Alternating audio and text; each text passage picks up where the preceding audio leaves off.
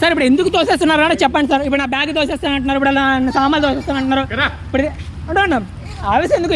మీరే చేస్తున్నారు, మీరే చూస్తున్నాను, నేను కూడా చూస్తున్నాను, కెమెరా కూడా చూస్తుంది. ఏది కెమెరా కూడా చూస్తుంది. ఇప్పుడు నన్ను ఎందుకు వెళ్ళిపోమంటున్నారు చెప్పాలి నాకు. ఇప్పుడు అదే కంప్లైంట్ ఇస్తే తోసేస్తారు మాట బయటికి. లాగిన్లో కూర్చుంటే తప్ప అంటున్నారు అక్కడ. ఇంకా ఇది వీడియో కూడా రికార్డ్ చేస్తున్నాను నేను. ఏంది మీరు ఇంత ధైర్యంగా క్లెయిమ్ చేస్తానంటున్నారు, డీసీపీ గారిని కలవనివ్వని అంటున్నారు.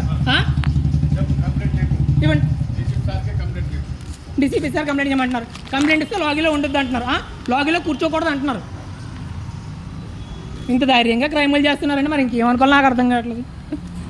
మరి డీజీపీ గారు ఏం చెప్తారు చూస్తాను, రేపు వస్తారు కదా కంపల్సరీ. నేను డీజీపీ గారిని కలుస్తాను. డీసీపీ గారిని కలిసాక మీరు ఇప్పుడు ఎదురు రావద్దండి. మరి సార్ డీసీపీ గారు ఎప్పుడు వస్తారు? ఇప్పుడు మరి సార్ డీసీపీ గారు ఎప్పుడు వస్తారు చెప్పండి. మరి అక్కడికి వెళ్తే ఎక్కడ రమ్మన్నారు? మరి డీసీపీ గారు ఎప్పుడు వస్తారు చెప్తే అప్పుడే కలుస్తారు. డీసీపీ గారు ఎప్పుడు వస్తారు అడిగాను సార్. సార్ మీరే కదా సార్ బయటికి పోమన్నారు. ఇప్పుడు బయటికి పోమంది మీరే కదా.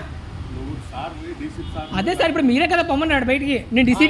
నేను డీజీపీ గారి దగ్గరికి వస్తే డీసీపీ గారి దగ్గర వెళ్ళమన్నారు, ఇక్కడికి వచ్చాను నేను. మీరు ఇప్పుడు ఇక్కడ వద్దు అంటున్నారు. ఇప్పుడు ఎక్కడికి వెళ్ళమంటారంటే చెప్పండి.